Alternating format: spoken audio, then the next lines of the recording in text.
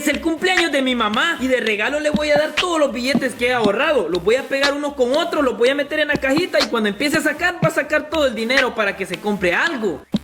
¡Feliz cumpleaños a ti! ¡Que lo muerda! Aquí está mi regalo, mamá. Gracias, hijo. ¡Que abra el regalo! ¡Ay, muchas gracias, hijo! ¡Mi dinero! ¡Mi dinero! ¡Ay, a todos nos sale mal siempre! Y si así es mi mamá, ¿qué pueden esperar de mí?